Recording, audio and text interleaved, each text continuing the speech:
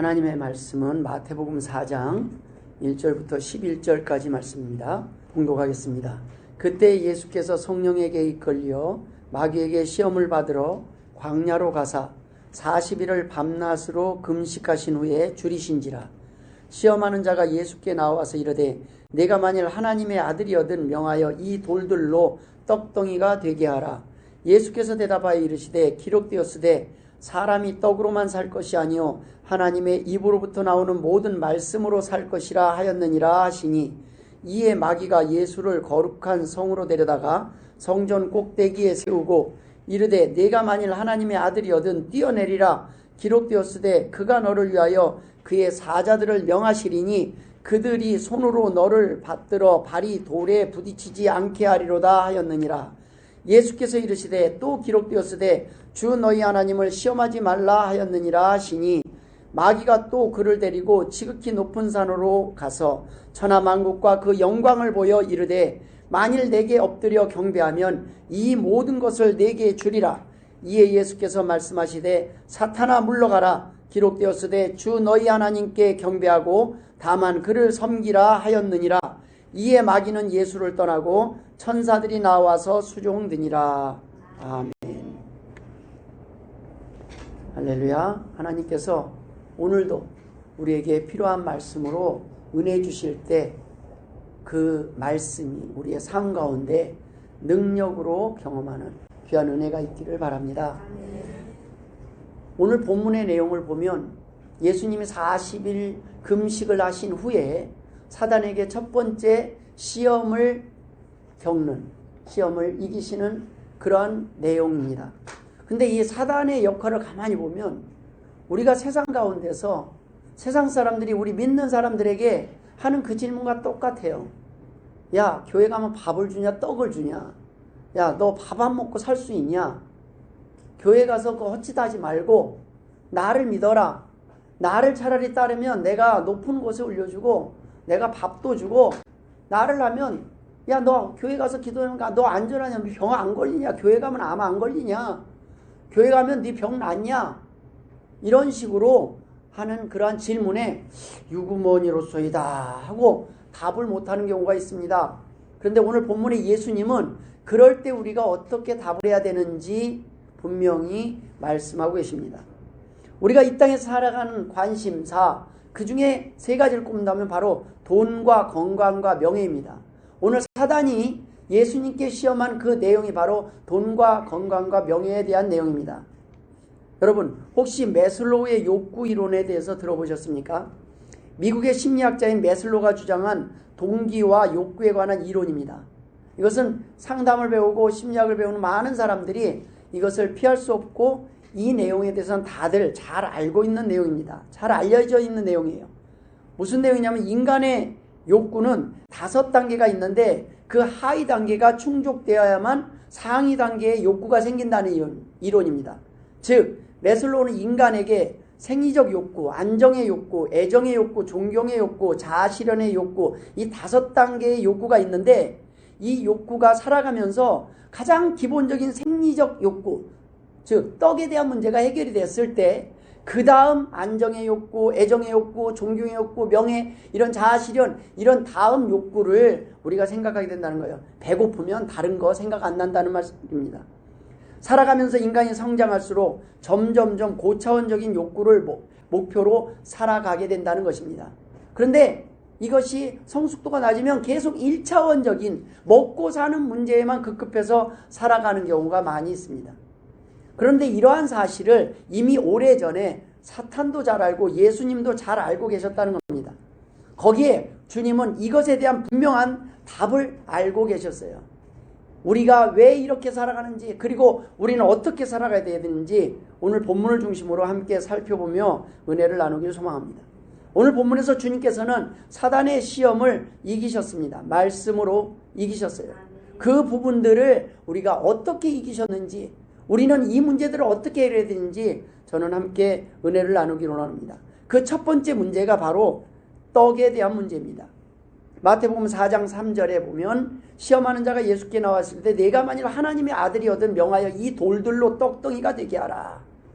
너 예수 믿는다며 야, 예수 믿고 하나님 계신다면 한번 돌 갖고 떡 만들어 봐라. 야, 교회 가면 돌들 금덩어리 만들 수 있지 않냐? 한번 해보라. 그럼 내 예수 믿을게. 너희가 돌 갖고 금덩어리 만들면 내 예수 믿을게. 이런 거예요. 예수 믿는 네 능력을 뭘로 보이라는 거예요? 떡으로 보여보라는 거예요. 금덩어리로 보이라는 거예요. 내 능력으로 기본적인 생리적 욕구를 해결해보라는 거예요. 배고파 죽겠는데 너 나에게 이 배고픔을 해결해보라는 겁니다. 바로 사단의 시험이 가장 기본적인 생리적 욕구에 관한 것입니다. 인간의 가장 기본적인 욕구를 생리적 욕구라고 했습니다. 식욕과 배설, 성욕과 수면 욕구, 이런 것들에 해당하는 겁니다. 가장 심한 고문 중에 하나가 바로 잠 못 자게 하는 거래요. 잠 못 자게. 우리가 잠만 못 자도요, 사람이 제정신이 아닙니다. 거기다 밥 못 먹게 해요. 배고픔. 예수님이 지금 이 시험을 지금 사단이 하는 이 시험을 언제 하는 거냐면 예수님이 40일을 금식한 이후에 지금 하는 첫 번째 시험입니다. 야, 너 배고프지? 그러면 너 돌 갖고 떡 너 만들 수 있지 않냐? 너 하나님의 아들이니까 만들 수 있으면 만들어 봐라. 그런 거예요. 떡의 문제를 해결해 보라는 거예요. 최소한의 먹고 사는 욕구에 대한 문제를 가지고 지금 걸고 넘어지는 겁니다. 먹고 살 것은 해결하고 신학교에 가라고 했던 사람이 있었습니다. 그런데 제가 그거 계속 먹고 사는 것만 해결하려고 준비하고 있을 때 어느 날 애들 엄마가 그거 이제 맡기고 하나님께 맡기고 신학교 가라고 바뀌어요. 하나님을 만나면 먹고 사는 것보다 더 중요한 것을 바라보게 돼 있습니다. 알게 돼 있습니다. 굶어본 사람이 먹는 즐거움을 누릴 수가 있어요. 아, 먹을 때 행복하다는 거? 그걸 언제 느낄 수 있냐? 굶어보면 알아요. 지금 입맛이 없어요? 간단해요. 며칠만 굶어보십시오. 입맛이 돌아옵니다. 우리가 너무 많이 먹어서, 너무 풍성하게 먹어서 지금 귀한 줄 몰라요. 금식 기도를 해보니까 사흘 지나서부터 그 식당에서 올라오는 밥 냄새가 왜 그렇게 구수한지. 그 사흘, 일주일이 되니까요, 진짜 돌도 씹어 먹을 것 같더라고요. 돌도 씹어 먹을 건데 그냥 아무것도 물에다가 죽만 넣어가지고 했는데 한 솥을 다 먹었어요. 얼마나 맛있는지. 그거 금식 끝나고 나서는 이렇게 밥이 맛있는 거구나. 여러분, 그런데 예수님은 지금 40일을 금식한 직후입니다. 저희 아버님도 성전 건축을 할 때 건축을 하면서 40일을 금식을 하셨어요. 제 기억에 지금 생생합니다. 그냥 뼈만 남으셨어요. 근데 그 40일 동안 금식을 하고 난 뒤에 지금 사단은 야, 너 배고프지? 돌 갖고 떡을 만들어서 한번 먹어라. 너 능력 있지 않냐? 내가 하나님의 아들임을 떡으로 한번 증명해라. 세상 사람들이 다 알게 한번 증명해보고 싶은 그런 억울함이 있지 않습니까? 전도를 하다 보면 사람들이 무시를 해요. 야, 전도하는 너나 잘 살아. 너보다 내가 더 잘 살아. 너보다 내가 더 행복해. 돈도 내가 더 많아. 야, 차도 내가 더 좋은 차고 집도 더 좋은 차야. 뭐 나한테 그렇게 얘기해. 야, 한번 증명해봐. 네가 더 잘 사는 거. 네가 예수 믿고 나서 더 복 받은 거 증명해봐. 돈으로 증명해봐. 황금으로 증명해봐. 이것이 세상의 욕구입니다. 그러한 많은 것들이 돈으로 증명해버릴 때 예수님은 너희가 떡으로만 사는 것이 아니라 하나님의 말씀으로 산다고 했어요. 많은 사람들이 1단계에 머물러 살고 있습니다. 먹고 사는 문제에만 관심을 가지고 살아가고 있어요. 먹을 것을 빼앗으면 으르렁거리고 먹을 것을 위해 살아가고 있습니다. 인터넷 정보의 많은 부분들이 오늘날 보면 먹방이에요. 요리, 맛집, 건강한 음식, 건강한 먹거리, 그냥 오로지 건강식품이 이제는 인기예요. 건강식품. 왜 그래요? 그만큼 죽는 게 두려운 거예요. 그만큼 오래 살고 싶은 거예요. 그만큼 이 땅에서 오래 버티고 싶은 거예요. 그 얘기는 뭐냐면 죽기 싫은 거예요. 죽는 것이 너무 두려운 거예요. 사단은 야, 떡 없이 살 수 있냐? 먹지 않고 살 수 있냐? 죽으면 끝이 아니냐라는 질문을 하는 겁니다. 사단은 그것을 떡으로 해결할 수 있다라는 거예요. 돈으로 해보라는 거예요. 그러나 주님은 떡으로 해결할 수 없다는 겁니다. 돈으로도 천국은 갈 수가 없습니다.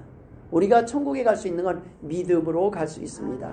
주님은 너희가 이 땅에서 사는 그 삶이 그것이 전부가 아니라는 거예요. 이 땅에서 어차피 사람들의 사명이 끝나면 하나님 부르시는데 그걸로 끝날 거냐는 거예요. 그 위에는 심판이 있는데 영원한 삶, 영원한 생명이 준비되어 있느냐는 거예요. 그 생명이 준비되어 있고 그 생명에 대한 확신이 없으면 너희는 시간이 되면 될수록 두려울 수밖에 없다는 거예요. 나중엔 밥도 안 넘어가는 게 아니라 밥을 못 넘기더라고요. 나이가 들면 이제는 밥을 스스로 못 넘겨요. 섭식장애가 와요. 스스로 못 넘깁니다. 어차피 죄로 인해 죽을 수밖에 없는 존재인데 죽지 않을 방법, 영원히 살 수 있는 방법은 말씀밖에 없다는 것입니다. 마태복음 4장 4절에 예수께서 대답하여 이르시되 사람이 떡으로만 살 것이 아니요 하나님의 입으로부터 나오는 모든 말씀으로 살 것이라.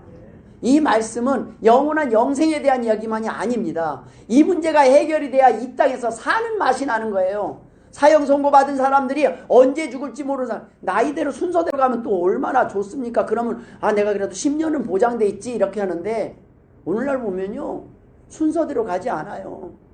그냥 어느 한순간에 교통사고뿐만 아니라 비행기 사고, 이번 금년에는 왜 이렇게 사고가 많은지 그 사고가 피할 수가 없어요. 그날 내가 오늘 그 자리에 있을 줄 누가 알겠습니까? 그런데 그 모든 준비들이 안 돼 있을 때는 불안함에 살 수가 없어요. 우리는 이 땅에 살았는데 이 첫 번째 문제가 해결이 안 되면, 예수님의 말씀, 하나님의 말씀에 대한 영생에 대한 확신, 부활에 대한 확신이 없이 우리가 그냥 이 세상에서 끝나고 심판밖에 남지 않았다면 우리는 어떻게 해요? 두려울 수밖에 없습니다. 그래서 예수님이 영생에 대한 확신이 있느냐라는 거예요. 너희가 이 믿음이 없으면 너네들이 오늘 밥을 먹어도 넘어가지 않는다는 거예요. 걱정 근심이 있으면 내일 죽을 사람, 사흘 뒤에 죽을 사람, 한 달 뒤에 죽을 사람이 어떻게 밥이 맛있게 넘어가겠냐는 거예요. 그럴 수가 없습니다. 바로 그 두 번째 문제를 이제 사단이 짚어요. 바로 안전에 대한 문제입니다. 두려움에 대한 극복 문제입니다. 이러한 두려움 속에서 살아가는 사람들을 사단이, 마귀가 예수를 거룩한 성으로 데려다가 성전 꼭대기에 세우고 이르되 네가 만일 하나님의 아들이거든 뛰어내리라. 기록되었을 때 그가 너를 위하여 그의 사자들을 명하시리니 그들이 손으로 너를 받들어 발이 돌에 부딪히지 않게 하리로다. 사단은 알고 있었어요. 예수님이 어떤 분이신지. 그 능력을 이제 안전을 위해서 사용해 보라는 거예요. 안전의 욕구를 꼽았습니다. 우리가 기본적인 생리적 욕구가 해결되면 그 다음에 우리는 안전에 대한, 왜요? 먹고 사는 것이 해결됐어요. 먹고 사는 것 해결된 많은 사람들이, 이 땅의 사람들이 가장 관심 있는 게 뭔지 아십니까? 건강이에요. 왜? 돈은 이제 많으니까 이제부터는 나는 안전해야 이걸 누릴 테니까. 그래서 안전한 먹거리, 돈을 더 주더라도 농약 안 치고 유기농 좋은 것들 조금이라도 더 건강하게 먹고 싶은 생각, 조금 더 내가 건강하게 오래 살고 싶은 생각들, 그것이 안전에 대한 욕구입니다. 내가 오래 살아야 오래 이 행복을 누릴 수 있다고 믿기 때문입니다. 이 땅에 사는 짧은 인생, 이게 너무 귀할 수밖에 없어요. 너무 짧아요, 인생이. 이제 돈까지 있어요. 나 조금만 더 살고 싶은데. 요양원을 가보십시오. 버티고 버티다가 오신 분들 같아요. 그런데 70이 넘으면요, 막을 수가 없어요. 80이 넘으면 이제는 더 희망이 없어요. 이 땅에 희망이 없는데, 희망이 있는 분들은 예수 믿는 사람들밖에 없어요. 천국에 대한 소망을 가진 분들은 평온해요. 얼굴이 평온해요. 여러분, 이 땅에서는 오래 살기 위해 건강에 신경을 쓸 수밖에 없어요. 단지 먹을 수 있다는 것에 감사하는 것이 아니라 이제는 건강한 음식, 몸에 좋은 음식에 관심을 가져요. 건강 비결 유튜브 보면 계속 나중에는 뭘 먹어야 될지 모르겠어요. 다 몸에 안 좋대요. 이제 나중에 그래 또 이건 좋다 저건 좋다 하더니 또 어떤 사람은 뭐냐면 이건 이런 사람한테는 안 맞고 이런 사람한테는 독이 되고, 그래서 또 그걸 피하려고 하다 보니까 나중에 뭐냐면 이 음식하고 이 음식을 같이 먹으면 또 독이 된다네요. 그 음식들을 다 가려 살리면 여러분 그냥 스트레스 받아서 죽을 것 같아요. 몸이, 하나님은요 그거보다 더 중요하게 우리 몸이 자동적으로 필요한 게 있으면 몸이 땡기게 돼 있어요. 저는요 고기가 그렇게 땡기는 날이 많잖아요. 근데 어느 날 고기가 먹고 싶은 날이 있어요. 뭔가 부족한 거예요. 딱 그때 먹고 나면 또 한참 생각 안 나요, 고기는. 그러니까 내 몸에 부족한 것을 몸이 찾는단 말이에요. 우리 몸에 이게 나쁘다 저게 나쁘다가 아니라 우리 몸에 부족한 것들, 그것들을 하나님은 우리 몸이 자동적으로 찾아가게 우리는 알게 만드셨어요. 그런데 우리는 이러한 기본적인 욕구조차도 하나님의 방법, 창조주 하나님의 방법을 의지하는 것이 아니라 사람의 지혜를 사람의 머리로 해결하려고 하니까 머리가 터지는 거예요. 스트레스를 받는 겁니다. 여러분, 우리가 너무 오래 굶다 보면 다른 사람이 보이지 않습니다. 그런데 언제 보여요? 내 배가 부른 뒤에야 다른 사람이 보입니다. 내 배가 부른 뒤에야 우리는 안전의 욕구를 추구하게 돼요. 내 안전이 보장된 뒤에야 비로소 우리는 다른 사람의 행복이 보입니다. 근데 여러분, 혼자만 잘 먹고 잘 살면 행복할 것 같습니까? 아닙니다. 행복하지 않아요. 이것을 함께 누리고 나눌 사람이 있어요. 나 혼자 이제 먹을 것은 많은데 점점 외로운 거예요. 나 지금 행복하다. 나 먹을 거 많다. 나 이거 너무 맛있게 먹는다. 이거를 누구 보이게 하려고 그냥 카톡방에도 올리고 나 이렇게 잘 산다. 나 이렇게 행복하다. 막 웃는데 나 이렇게 외롭다. 나 이렇게 답답하다. 이런 모습으로 보일 때가 있습니다. 여러분, 우리는 비로소 내가 안전해지면 다른 사람에게 먹을 것을 권하고 비로소 공동체의 유익에 관심을 가져요. 비로소 우리는 소속과 사랑의 욕구에 관심을 갖게 되는 거예요. 성숙된 사랑의 욕구를 추구하게 되는 그 과정에 이르게 되는 겁니다. 다른 사람 비로소 이제는 나누고 싶고, 이 좋은 거 함께 먹고 싶고, 그때 맛있었지, 이걸 그때 좋았지, 그때 거기 좋았지. 여러분, 혼자 있어 보세요. 여행 의미 없어요. 뭐 먹을 거, 맛있는 거, 맛집 별로 의미 없어요. 혼자 먹는데 이게 맛있을수록 더 속이 상해. 왜? 이 맛있는 거를 맛있었지 하고 같이 나눌 사람 있는 거예요. 어디 한번 가봤는데 너무 좋아요. 그것을 함께 나누고 싶은 거예요. 뭐를 나누면? 나 이렇게 행복하게 산다. 나 이렇게 맛있는 거 먹었다. 나 이렇게 좋은 데 가봤다. 다른 사람 관심도 없어요. 그런데 이러한 부분들을 서로 나눌 사람들이 바로 가족이요, 공동체예요. 공동체는 그것을 아는 사람들이에요. 그 증인들이에요. 내 삶에 얼마나 행복한지, 내 삶에 어떤 괴로움이 있었는지, 기쁨이 있었는지, 내 삶에 어떤 과정들이 있었는지, 이것을 나누는 사람들이 필요한 것이 바로 우리가 애정의 욕구예요. 점점 사랑하는 사람들, 사랑이 필요해요. 사랑이 없으면 살 수가 없어요. 그걸 나눌 사람들, 그런 사람들을 우리는 찾게 돼 있습니다. 우리는 이 땅에서 때로는 하나님 앞에 힘을 달라고 기도를 해요. 근데 그 기도하는 목적이 무엇입니까? 내 억울함을 풀기 위해, 원수를 갚기 위해, 내 힘을 자랑하기 위해가 아닙니까? 그러나 하나님께 구하는 것은 그렇게 우리가 다르지 않습니다. 하나님이 계시다면 하나님 병을 낫게 해주십시오. 하나님이 계시다면 부자가 되게 해주십시오. 하나님이 계시다면 높은 자리에 앉혀주십시오. 이런 기도가 오늘 본문에 하나님을 시험하는 기도라는 겁니다. 사단은 지금 그걸 해보라는 거예요. 하나님이 계시다면 이것도 저것도. 하나님은 이미 충분히 우리에게 많은 것들을 보여주셨는데, 지금 오늘 이 이야기가 기록된 이 말씀이 바로 오늘까지 전해지고 있는 거예요. 수많은 교회가 세워진 수많은 나라들은 지금도 풍요함을 누리고 있습니다. 그런데 그것이 전해져서 오늘 우리에게까지 왔는데 우리는 듣고 싶지 않아요. 우리 마음대로 살고 싶습니다. 그런데 사단이 하는 거 똑같은 유혹에 우리는 넘어가 있는 거예요. 그 말을 내가 해요. 하나님이 계시다면.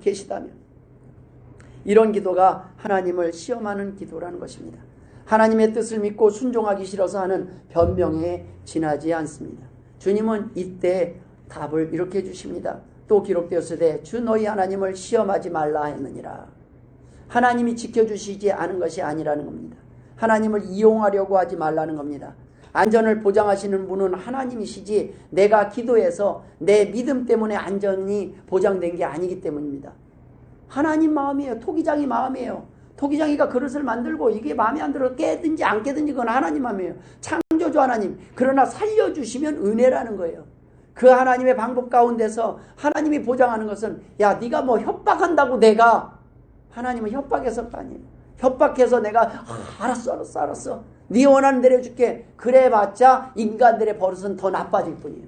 하나님이 원하는 것을 무한하게 공급해 주시면 우리가 예수님 더 잘 믿고 할 거냐? 아니요. 하나님을 이용해요. 하나님 주시면 내가 말 잘 듣고, 하나님이 금세 안 주시면 금세 등 돌리고 금세 하나님 욕하고, 그것이 인간의 방법이에요.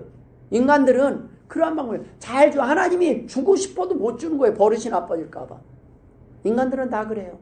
있을 때 주면 주는 걸 다 주는 것이 아니라 선한 행동을 할 때, 하나님의 뜻대로 살 때, 줄 때 우리의 믿음도 강화되는 거예요. 그렇지 않으면 우리의 선한 행실이 되는 것이 아니라 버릇만 나빠져. 하나님 하나 주면은 그 다음에는 이번에는 병 안 낫게 해주면 안 된다고, 이번에는 복권 당첨 안 되면 하나님 교회 안 나가겠다고, 이번에는 건강 안 주시면 병 낫게 해주시고, 뭐 하나님한테 한 건 없이 계속 달라고만 주면 하겠다. 이거는요 창조주와 피조물의 관계를 기본적인 것도 이해를 못하는 거예요. 하나님이 이 땅을 창조하셨어요. 하나님이 우리가 막 아쉽고 귀해서가 아니라 우리가 불쌍해서 죽는 것이 지옥에 들어가는데 불쌍해서 긍휼히 여기사 우리에게 살 길을 마련해 주셨음에도 불구하고 인간은요 큰소리치면서 하나님의 입장에서는 우리를 안전한 길로 인도하시기 위해서 내가 말씀에 기록한 대로 너희가 듣고 순종하라고 했는데 그대로 안 하는 거예요. 그냥 자기 고집대로. 부모님이 자녀들에게 하는 권면이나 잔소리는 사랑 아닙니까? 너 이거 하지 말아라. 주기 싫어서 용돈 안 주는 게 아니에요. 주는데 용돈을 주는데 잘 쓰면 왜 아까워? 모든 걸 다 줘도 안 아까운데. 근데 주면 줄수록 당연한 게 되고 주면 줄수록 아이가 잘못 나가면 주고 싶은데 못 주는 그 마음은 더한 거예요. 하나님의 마음이 그렇습니다. 여러분, 우리가 왜 하나님을 선택하지 못합니까? 두려움 때문입니다. 하나님보다 사람들을 더 두려워하고 있고 이 세상이 나를 지켜주고 이 세상이 나의 안전을 보장한다고 믿기 때문이에요. 잘못된 믿음 때문에 우리는 하나님을 의지하지 못하고 우리는 세상을 두려워하면서 사는 거예요. 여러분, 겁쟁이는 둘 중에 누구를 더 두려워하느냐, 하나님을 더 두려워하느냐, 사람을 더 두려워하느냐. 바울이 말한 것처럼 사람을 더 두려워하면 우리는 이 땅에 살아갈 때 두려운 뿐입니다. 그러나 영혼은 멸하시지 못하는, 영혼은 죽이지 못하는 사람을 두려워하지 말고 오직 영혼을 멸하시는, 영혼을 지옥에 떨어뜨리시는 하나님을 두려워라고 하신 그 말씀대로 우리는 하나님을 경외하면서 살아가야 되는 겁니다. 그랬을 때 비로소 안전이 보장되는 겁니다.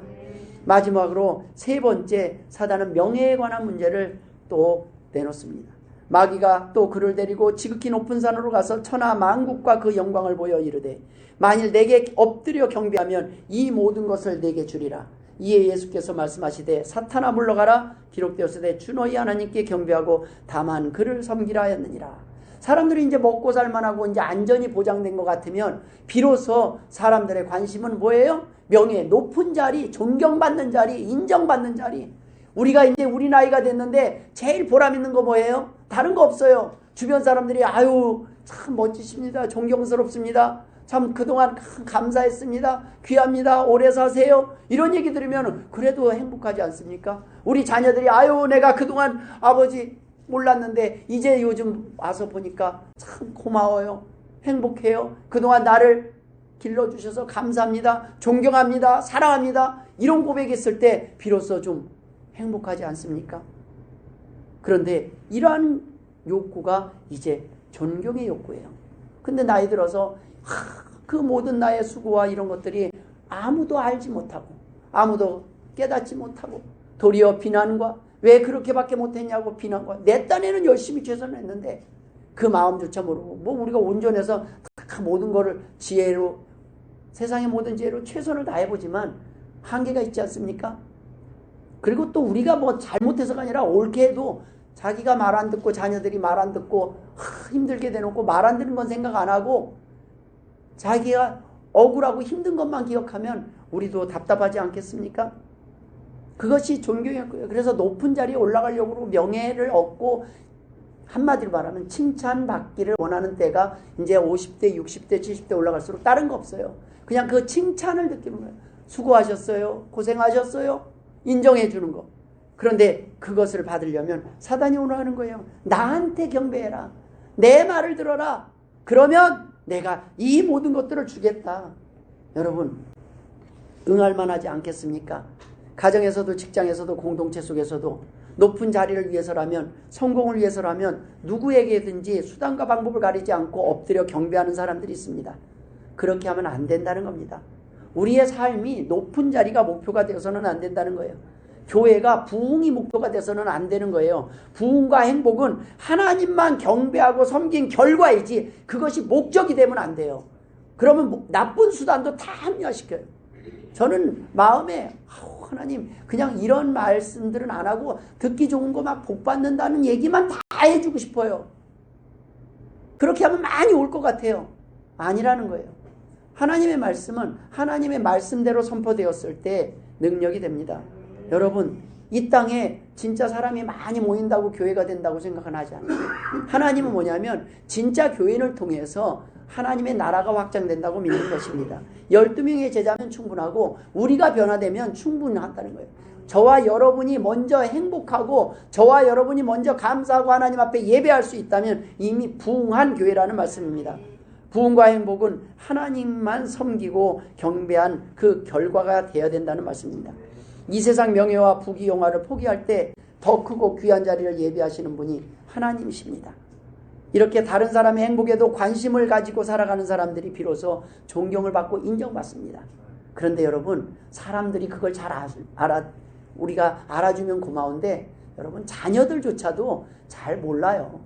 부모님의 눈물을 잘 몰라요. 그 마음을 잘 몰라요. 이해해야 한다고요? 아니요, 오해를 해요. 그게 더 억울해요. 근데 여러분, 하나님이 이해하고 계십니다. 우리는 하나님 보고 버텨나가는 거예요. 하나님은 아시죠? 여러분, 이것이 위로가 되시길 주의 이름으로 축원드립니다. 아래를 보면 막막해요. 왜요? 우리가 그랬거든요. 우리가 그 나이에 부모님 은혜 그거 몰랐어요. 그냥 내가 제일 옳은 줄 알았어요. 그런데 우리가 이해하는 것은 사람이 아니라, 사람이 몰라줘도 하나님이 알아주시기 때문에 우리는 버틸 수 있는 겁니다. 그런데 이 세상 사람들은 사람들이 존경하고 사람들이 인정하고 박수 쳐줄 때는 막 내가 대단한 것 같다가 그것이 사라지면요, 절망에 빠져서 자살하는 사람이 많이 있어요. 왜 연예인들이 유독 자살이 많습니까? 이 명예와 존경을 막 받는 것 같아요. 찬사, 칭찬, 이것을 받는 것 같다가 하루아침에 무관심 속에 들어가 버리면요, 다 잃어버린 것 같아요. 여러분, 그것이 세상이에요. 세상 겉에 보이는 것이 사라지면 우리를 등을 돌려버립니다. 그러나 하나님은 내가 내 수고와 눈물을 안다. 내 수고와 눈물을 기억한다. 하나님께서 우리를 인정할 때 우리는 위로를 받을 수 있다는 것입니다. 여러분, 우리 성도들끼리 만나면 서로 칭찬했으면 좋겠습니다. 서로를 격려했으면 좋겠어요. 서로를 위해서 서로의 장점들, 단점 없는 사람이 어디 있겠어요. 근데 그 단점 얘기하는 거 별로 안 좋아해요. 저희 와이프도 별로 안 좋아해요. 여보, 이건 틀린 것 같아. 그러면 그건 별로 안 좋아해요.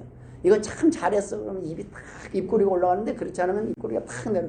저도 마찬가지예요. 저희 집사람이 당신 이거 좀 저기 잘못된 것 같아. 그러면 저도 입꼬리가 탁 내려가요. 뭐 똑같아요. 우리는 어떻게 해요? 칭찬받고 인정받을 때 행복해집니다. 우리가 대단해서가 아니라 부족하기 때문에 칭찬이 필요한 거라는 거예요. 부족해요. 우리는 칭찬에 갈급해 있어요. 인정받고 싶어요.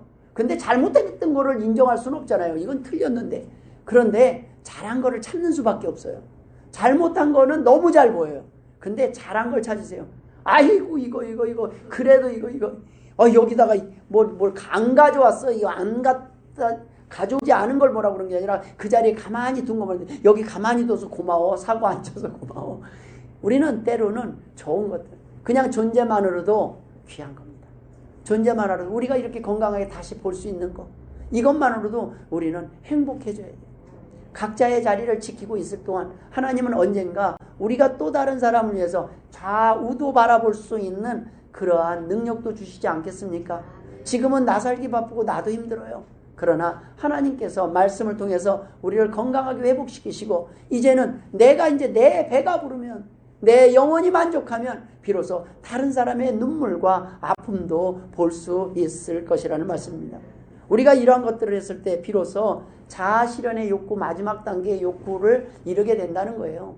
근데 예수님은 이미 알고 계셨어요. 인간은 이걸 통해서 계속 올라가는데 그것이 하나님의 말씀과 하나님을 떠나서는 결코 이룰 수 없는 단계에 이른다는 거예요. 자존감 어디에 있습니까? 누가 우리의 자존감? 다른 사람이 다 욕하는데 어떻게 내 자존감이 지켜질 수가 있어요?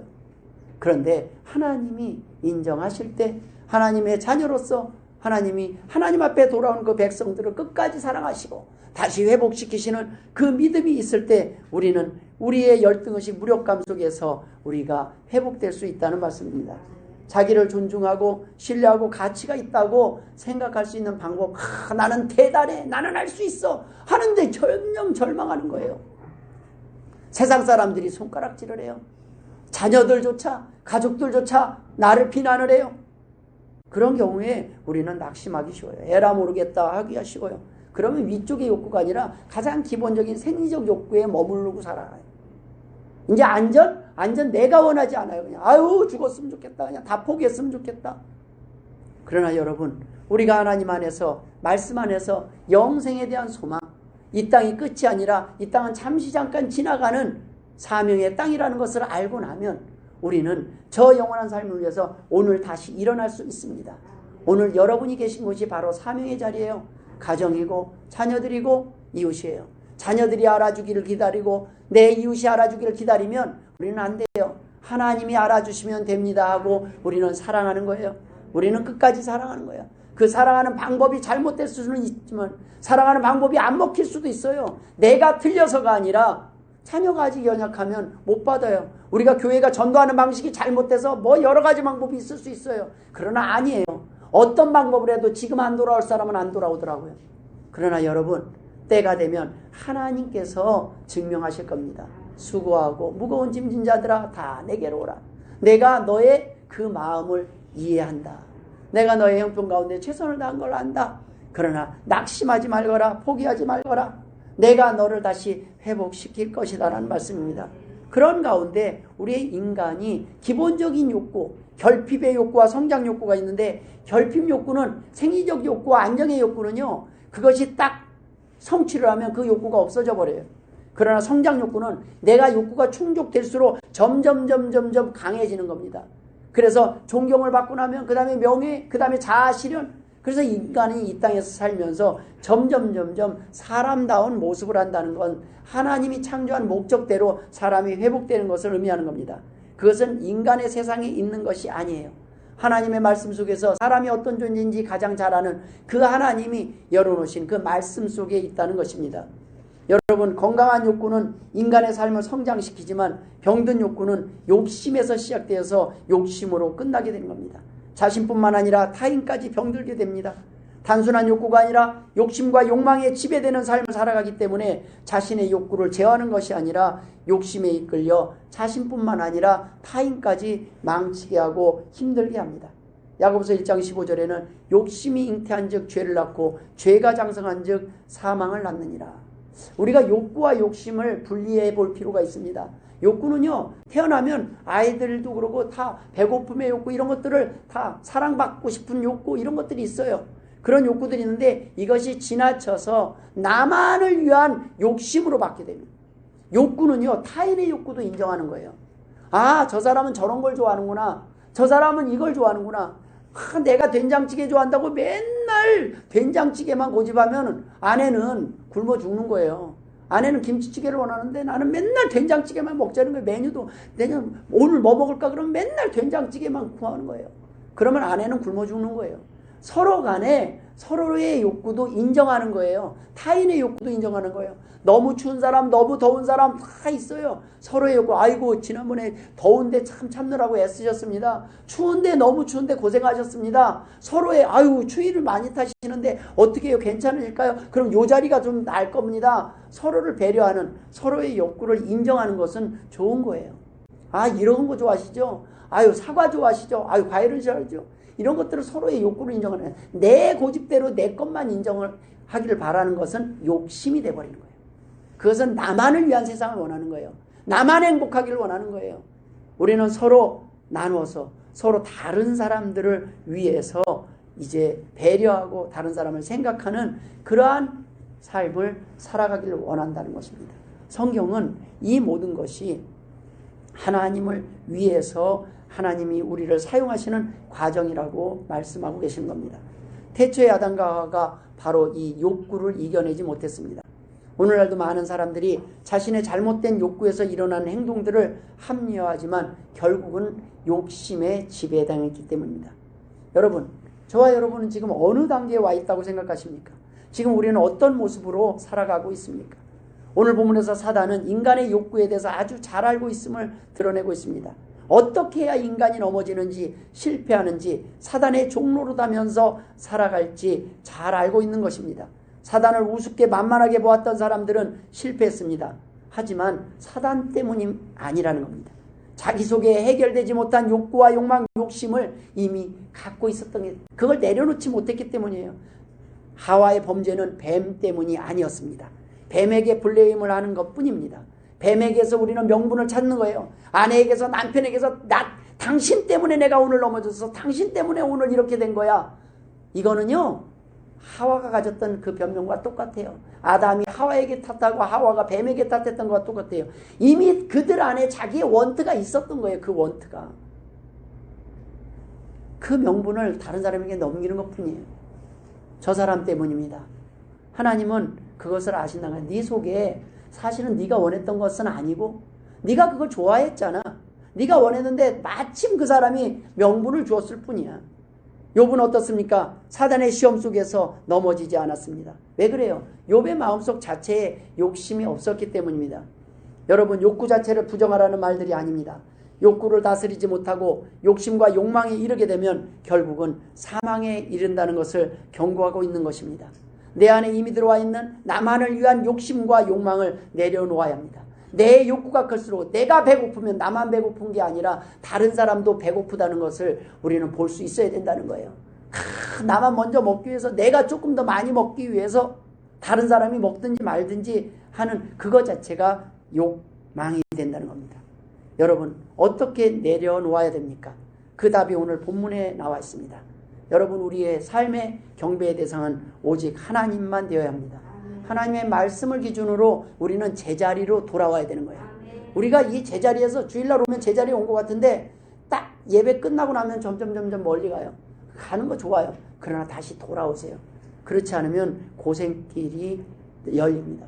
우리 개들이 묶인 줄을 보고 얘네들을 안전하게 보호하기 위해서 좀 묶어놨는데 그걸 끊고 막 도망내다 보면 개줄이 산에 막 나무에 엉켜갖고 그냥 후회하고 있어요. 가면 또 찾아서 풀어서 다시 안전한 곳에 와서 밥을 주고. 그럼 어떤 개들이 자유로워져요? 개들을 풀어놨을 때 부르면 오면 그냥 풀어놓고 키우는 거예요. 부르는데 반대쪽으로 내빼면 또 묶어놓는 거예요. 왜요? 다른 집 가서 괜히 몽둥이 맞아 죽고 이상한 거 먹고 죽고 안전한 음식거리가 없잖아요. 하나님은요, 우리를 보호하시기 위하여 말씀에 순종하기를 원하시는 겁니다. 이 땅에서 주인공이 내가 아니라 하나님만 되어야 합니다. 내가 왕이 되고자 높은 자리에 오르고자 할 때 이미 우리는 천국에서는 바닥을 치고 있는 거예요. 주님은 분명히 우리가 섬기고 경배하실 분이 하나님이 없다고 말씀하고 계십니다. 사람들이 원하는 욕구와 목표를 인간의 몸으로 오신 예수님께 제시했으나 예수님은 이 유혹에 넘어가지 않습니다. 40일간의 금식 끝에 주님이 떡의 유혹까지 물리칠 수 있었던 것은 무엇을 진짜로 목표로 살아야 할지를 아셨기 때문입니다. 여러분, 오늘 본문 이후에 12절 이후에 말씀들을 보면 예수님이 그 시험을 이기시고 첫 번째 하신 일이 바로 무엇입니까? 전도입니다. 나가서 전도를 하기 시작해요. 두 번째 하신 일이 무엇인지 아십니까? 그 다음에는 제자를 부르십니다. 베드로, 안드레, 야고보, 요한을 부르셔요. 이제는 예수님은 그 다음 세대를 준비하시는 거예요. 내가 떠나간 뒤에 누가 이 사명을 감당할지 제자들을 찾고 기다리고 계십니다. 예수님은 바로 제자들을 부르셔서 그 다음 세대를 준비하셨습니다. 저희 교회에도 제자훈련반이 있다는 거 아십니까? 저희 교회는 새벽이에요. 새벽 예배. 저는 따로 제자훈련반 안 해요. 왜요? 예전에 제가 중고등부 제자훈련반을 한 적이 있어요. 그때 가장 힘든 게 별거 없어요. 중고등부 제자훈련 언제 하는 게 제일 좋을까? 그랬더니 새벽 기도 때 하자. 새벽 예배 때 하니까 너무 힘든 거예요, 애들이. 근데 그거 나오는 것 자체가 훈련이더라고요. 그걸 극복하니까 애들이 다른 것들은 다 쉽대요.